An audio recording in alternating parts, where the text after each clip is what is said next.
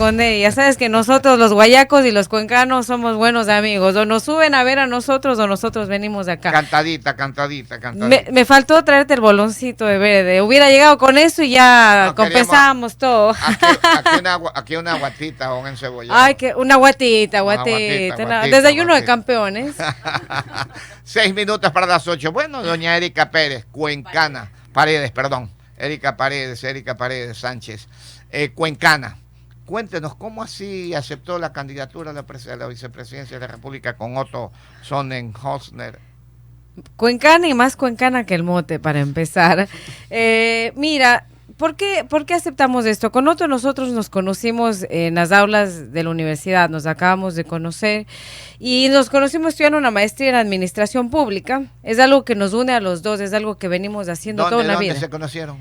Mira, a mí me dicen cómo pronuncia un cuencano de la universidad, Harvard, pero a lo cuencano sería Harvard, ¿no? Ahí estuvieron los dos. Ahora último. Nos acabamos de graduar el 25 de mayo, entonces claro. Venimos con conocimientos frescos, con ideas claras, con propuestas nuevas. Fue ahí que nos conocimos, te soy muy sincera, y conectamos en varias cosas que para mí son no negociables, ¿no? Los tengo desde mis padres, de mis abuelos, que son los valores de la honestidad, de la humildad, y Otto los tiene, y de ahí conforme avanzábamos en nuestro año de estudios, fuimos conectando en varios temas de cuáles son las cosas malas que nos han destruido al país y que se tienen que dejar de hacer, cuáles son las cosas buenas que se deben de fortalecer y sobre todo cuáles son las cosas nuevas con tecnología, con innovación que podemos hacer, porque ¿qué pasa? Que seguimos eligiendo a las mismas personas y nos seguimos dando con la misma piedra, ¿y hasta cuándo? O sea, si seguimos pegándonos con la misma piedra, esto nunca va a cambiar. Entonces, lo diferente. ¿Qué hacer para cambiar? Muchas cosas se pueden hacer para cambiar.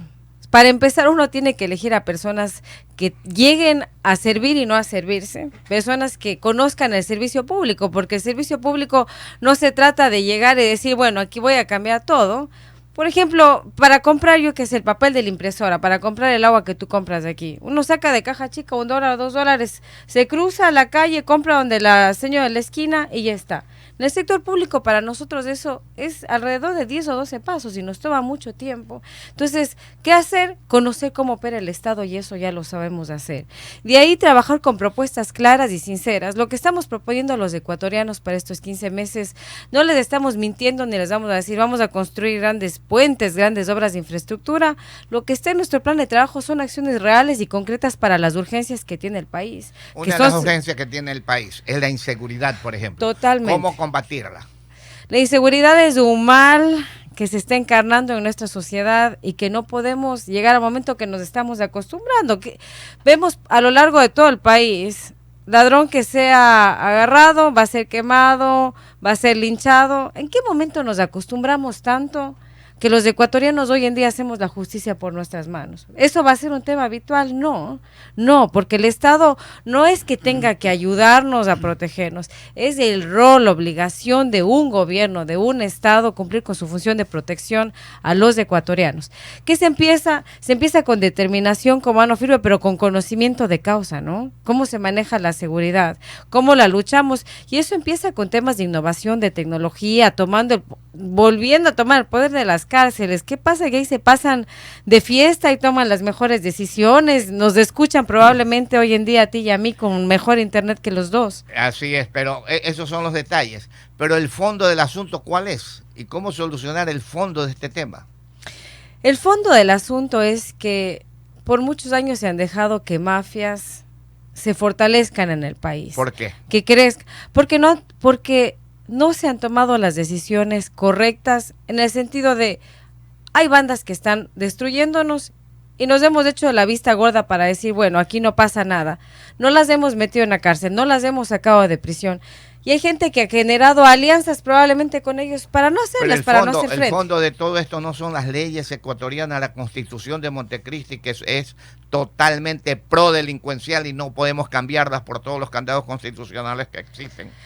Ese es uno de los fondos, pero también el fondo es, ¿sabes qué? Hay gente que no le interesa este país, que llega para figuretear, que llega para tomarse una foto o que simplemente llega porque quiere tener una foto en el Palacio de Carondelet. Hay leyes buenas que se pueden ejecutar y en el marco de eso se puede hacer muchas cosas buenas, pero no les importa. El problema es que no les importa, llegan simplemente para enriquecerse y para mí ahí está la diferencia. Claro que hay leyes que no funcionan, pero si de las pocas que hay que funcionan las ejecutamos y las operamos bien, hay una diferencia muy grande. A veces si me dices, vamos a depender de un congreso, digo, tuvimos un congreso de los Candy Crush, ¿no? No les importó. Y encima se quieren repetir año. Yo veo ahí que hay varios repetidores de año. Y digo, nos llevaron a la peor crisis institucional. Declarar una muerte cruzada es una de las peores cosas que uno le puede hacer a un país. Nos dejaron sin estabilidad institucional.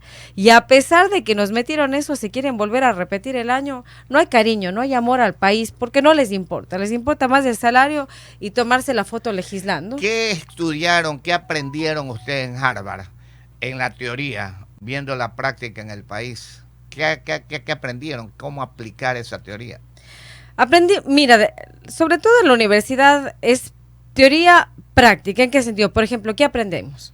Todo lo que es el manejo de procesos transparentes, medicamentos, cómo uno hace licitaciones que sean abiertas, que sepamos a qué precio se compra, que se consoliden las compras. Aprendimos mucho de eso y eso se hace con mucha tecnología. Ahorita todos tenemos en el celular acceso a la información en tiempo real e inmediato. Aprendimos, por ejemplo, cómo se pueden usar ahora la nueva industria tecnológica para mejorar todo lo que es la producción ganadera, todo lo que es la parte de la agricultura, porque México hoy en día, hace 5 años México ni siquiera producía frutos rojos a la escala de hoy que produce. Hoy México es el principal, tiene como principal exportación moras, frambuesas, todo ese tipo de frutas. ¿Y por qué? Porque invirtió en su industria y porque le metió mucha tecnología. Entonces, de aquí no podemos seguir haciendo lo mismo de siempre. Hay que innovar y de eso sí que aprendimos mucho. Hablemos de Erika Paredes. 8-1-8-1-8-1-8. Usted trabaja en las Naciones Unidas. Sí, sí. ¿Qué tiempo estuvo allí? ¿Qué hizo allí? Mira, trabajé en las Naciones Unidas por más de una década. Y como yo no vengo pues de una familia de mucha plata, ni de mucho dinero, ni tengo padrinos, me ha tocado toda la vida ganarme el trabajo. Y en las Naciones Unidas empecé desde bajito. Empecé pasante, casi fue un año, no me pagaron un año, chicos. No acepten eso, por favor. Cuando lleguen a hacer sus pasantías, negocien 6 meses y de ahí pidan que les paguen. Yo empecé así. Porque a las mujeres nos toca a veces un camino mucho más duro y más complicado y varios pasos atrás que los hombres. Empecé pasante, asistente asociada. Trabajé en Ecuador muchos años y mi último rol fue como jefa de la Oficina de las Naciones Unidas para proyectos para América Latina y el Caribe, para 23 países. Desde Estados Unidos. Desde México y Panamá, donde manejamos las operaciones para 32 países de América Latina. Ahí les movilicé 6,000 millones de dólares para hospitales, escuelas, compra de tecnología, temas ambientales. Hicimos proyectos que beneficiaron a más de 100 millones de personas. Yo llevaba mucho lo que es relaciones con presidentes, ministros, la parte estructural de cómo manejar un programa, un proyecto. Es lo que vengo haciendo y es lo que voy a volver a hacer. Ahora, entendiendo toda esta experiencia, ¿qué hacer para Ecuador? Muchas cosas del Ecuador dentro de mis áreas de expertise. Mira, lo que voy a estar enfocándome son en temas que hoy día son prioritarios y urgentes. Por ejemplo, el tema del empleo para los jóvenes. Hay un programa que tenemos de Jóvenes al Poder. O sea, ¿qué pasa? Que los chicos están saliendo del cole, de la universidad, llegan y le dicen hoja de vida, experiencia, no la tienen. O llegan con habilidades que no son necesarias para el mundo de hoy en día. Entonces, para ellos empezamos con programas de educación dual, vamos a trabajar también con créditos que les permitan acceder a que ellos también sean empresarios, ¿no? A que ellos también nos ayuden, porque ustedes se fijan aquí en mi equipo, ¿qué tienen? 22 años, 20 años, están entre sus estudios. Y bonitas, pucha, aquí somos guapas, si no como. Entonces, nuestro equipo es muy joven y lo que quiero decirles, vamos con eso, con los jóvenes, y te digo Jóvenes al Poder porque hoy en día son el grupo más grande de todo el país, que si ellos deciden y se unen por una causa, van a hacer que este país tiemble, porque ellos tienen hoy el verdadero poder de todas las generaciones, y lo van a hacer porque esos manes con un clic están conectados y se unen a una causa en 2 segundos.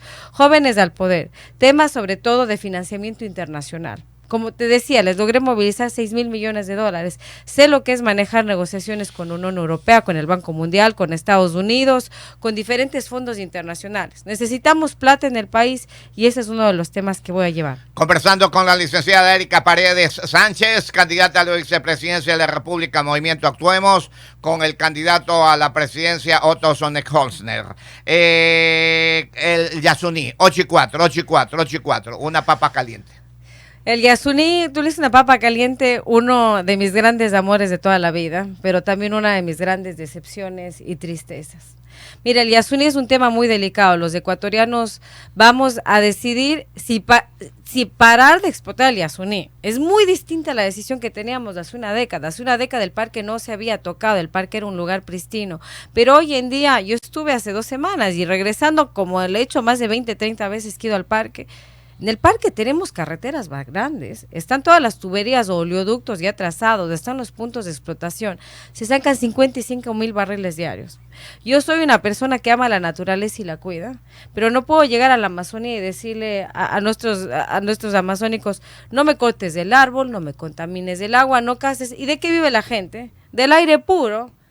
No se puede vivir del aire puro. Si no les damos alternativas, el Yasuní de todas maneras se va a dañar. Estamos preparados para los 2 escenarios y es lo que estamos viendo. En el caso que los ecuatorianos decidan parar con la explotación, y lo repito, parar con la explotación, no estamos diciendo que el parque no está tocado. Estamos trabajando para traer fondos internacionales verdes y de carbono, pero con la mano en el corazón les digo, no tenemos en ninguno de los lugares de las arcas del Estado los 550 millones que se necesitan para remediación ambiental. Esa plata no la hay. Y encima se nos viene un niño muy fuerte que nos va a traer grandes costos al país y que tenemos que apoyar ahí en la recuperación del niño. Cuando Otto y yo ya estemos en el gobierno, nos toca un periodo muy duro de recuperación. Y la plata para el Yasuní hoy en día no la tenemos para la remediación ambiental, no existe. O sea, que no es, no, según el criterio suyo, desde el punto de vista medio ambiente, no es conveniente la explotación del Yasuní. Mira, lo que se está explotando actualmente, a nosotros nos queda en arcas del Estado entre 300 y 400 millones, constante y sonante. Dicen 1.200 millones, eso es lo que uno exporta. Lo que nos queda a nosotros es 300 o 400 millones de dólares en función de la fluctuación del barril del petróleo. Ahora, ¿qué pasa si esa plata no llega a quien tiene que llegar? Yo estuve ahí en el Yasuní. Son 4 comunidades que se puede decir, entre comillas, que están bien, porque lo que les dan es un empleo y algo de educación. Uno cruza el Napo y se va a Nuevo Rocafuerte, al Tiputini, y es un desastre. Yo estaba ahí, los niños estaban en clase, ahí con una gotera enorme y ellos en una orillita tomando clase. En la noche no hay luminaria, los hospitales están cayendo a pedazos. La gasolina les cuesta entre 4 y 6 dólares, es la gasolina más cara del país. Entonces cierran sus ojos y imagínense que están en ese paraíso y que estas personas del Yasuní están viendo cómo les destruyen el parque, pero además de que les destruyen no les llega la plata. Entonces, si tú me dices que el Yasuní se va a continuar a explotar, se tiene que hacer una justicia social. Y la palabra puede estar berreada, usada, desgastada, pero es lo que es una justicia social. ¿De qué sirve que se destruya uno de los lugares más mega biodiversos del Ecuador y del mundo si la plata ni siquiera les llega a los que están ahí? 87, la licenciada Erika Paredes, candidata a la vicepresidencia de la República con Otto Sonnenholzner. Economista Osvaldo Calderón. Gracias, licenciada candidata, muy buenos días. Una inquietud, ¿cómo se vincula usted a la Organización de las Naciones Unidas? Mira, como una ciudadana... Porque escuchándola, daría la impresión de que usted llegó, aquí estoy, y se cuadró. Mira, ¿O tuvo un padrino? Ya quisiera tener un padrino. La vida hubiera sido más fácil para mí si hubiera tenido padrinos. Como una historia interesante, ¿no? Bueno, yo llego, estoy aquí en las Naciones Unidas y entré a trabajar como pasante, a desarrollar mi labor como pasante. Se escucha súper bonito. Sí. ¿Sabes cómo? Como una ciudadana a pie que lucha, ¿ya? Que no se deja, porque yo no me dejo de nada ni de nadie. Eso es correcto, pero igual, entonces... ¿Cómo? Mira, te voy a decir literalmente la historia larga. Yo empecé a estudiar una carrera de estudios internacionales, que era la primera que se abría en Cuenca. Ya. Y para mí toda la vida ha sido un sueño, una carrera internacional. Que si le ves desde Cuenca, una ciudad chiquita, no es que haya una oportunidad para eso. Y se abrió en Cuenca una oficina de la ONU. Y un día vi en el Parque de la Madre, los que conocen Cuenca, el Parque de la Madre Pero es un por clásico. favor, claro. Entonces vi ahí un día Naciones Unidas en Cuenca, literalmente ahí.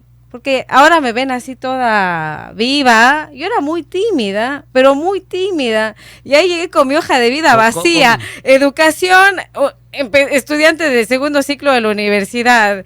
Experiencia dando clases de francés, porque era la que Como tenía. dicen en la Sierra Media Musco. Así mismo, así mismo. ¿Usted habla francés?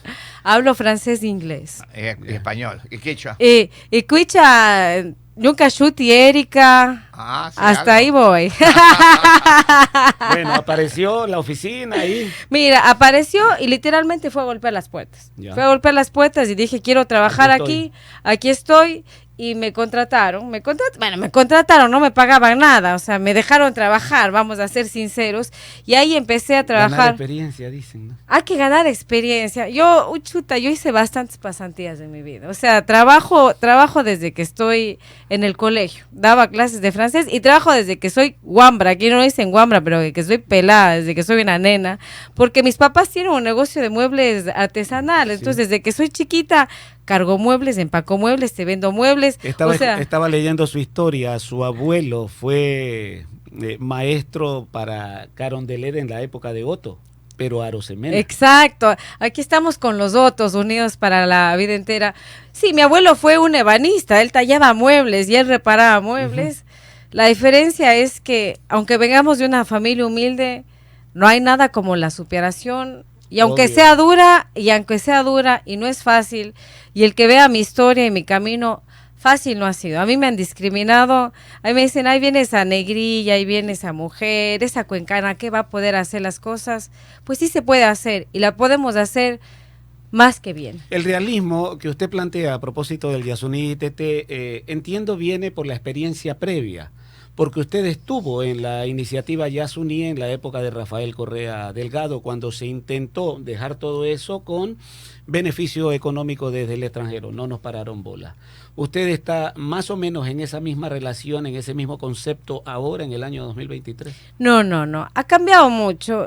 Yo hace 10 años era un poquito más joven de lo que me ven, idealista toda la vida, pero ese era un proyecto por el que soñamos y le apostamos todo. Yo era una técnica que buscaba financiamiento internacional. Ojalá hubiera sido un alto mando del Yasuní y lo hubiéramos logrado manejar mejor.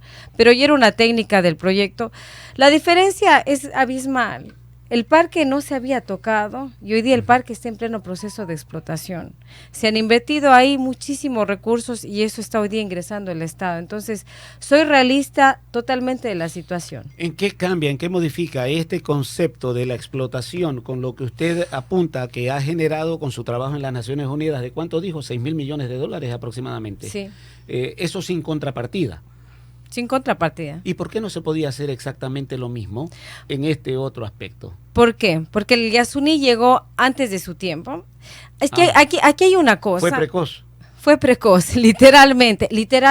A donde llegábamos nos decían, qué buenísima idea, pero esto todavía no se puede hacer. ¿Sabes cuál es la diferencia hoy en día? Que es un tema nuevo, pero es un tema urgente. Y todos hablamos del calentamiento global, del cambio climático, que a veces lo vemos lejanísimo, pero eso va a hacer que el niño venga con más frecuencia y más fuerza. Ahora con su respuesta, tampoco se puede hacer porque ya está siendo explotado. No, ¿Sería eso? un poco te voy con... O sea, el parque ya está siendo explotado, pero hay muchas otras alternativas hoy en día. Y te decía lo del calentamiento global, ¿por qué? Porque hoy ese es un tema prioritario para todo el mundo. Estados Unidos el año pasado pasó 2 leyes, no de billones que serían miles de millones, de trillones que serían miles de millones. Ahí tienen 12 ceros. Y acaba de pasar hace 2 semanas una ley de $20,000 millones para todo lo que son energías renovables, cambio climático y todo lo que es esto. Y esto es una unión en donde está todo el mundo, está la India, China, Europa, y por eso es que hoy en día hay recursos que no existían en su momento. Ojalá que no sea como la firma del Tratado de Kioto, que desde hace algunas décadas Ay, no se hizo nada. oye, esas es puras termina. palabras. Exacto, ¿no? Puras palabras de los líderes. ¿no? Porque fuera puras palabras de otros, pero son los líderes. Y la última, de estos millones que usted gestionó en la Organización de las Naciones Unidas, que apuntaba para 32 países, ¿cuántos gotearon para el Ecuador? Para el Ecuador nunca quiso trabajar con las Naciones Unidas en este tipo de proyectos, porque sabes que la mayor parte de estos proyectos vienen con un criterio muy fuerte que es la transparencia y la lucha contra la corrupción. Entonces, si el gobierno no abre sus puertas transparentemente y le dice, a ver, así estoy comprando los medicamentos, la licitación, por ejemplo, en México les decimos licitaciones, como lo tienen aquí, de la vía aérea les decimos allá que se llama el cable bus, en Ciudad de México, les ahorramos 120 millones de dólares porque nos dejaron revisar sus bases de licitación y les decimos, esto no es necesario, aquí están poniendo sobreprecio y al final les ahorramos 120 millones de dólares. Hoy por hoy está haciendo algo parecido, 814, Elías, con la compra de unas ambulancias. Les ahorraron el 16%. Ese es nuestro equipo de trabajo. Las Naciones Unidas, con las Naciones Unidas Exactamente. precisamente está tratando esta, y que no se ha hecho mayor, no conoce mayormente la gente esta situación. Eso acaban de empezar recientemente y ya solo en compra de ambulancias, mientras estamos hablando, les ahorraron un 16%. 16% son varios millones de dólares. No hay intermediarios ecuatorianos, sino que van directo a las fábricas. Vamos directamente a las fábricas y se compra mucho aquí en Ecuador, no es que uno compre todo para afuera. Pero lo que se hace es que se compra bien. Cuando uno no roba la plata alcanza, no hay una ciencia. No va el 30% como pide cierta gente que ella el estuvo 30% y también le da dedo, pues dice, vamos a dar a estas 3 personas y ahí se acabó. Sí. Entonces, doña Erika, se nos vino el tiempo, ahora sí usted qué vino pena, tarde. no sea así, Flaco, qué horror, qué horror.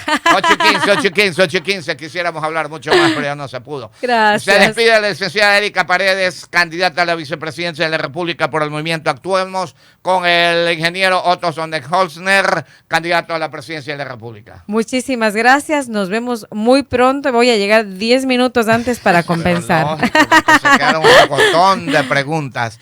8:16.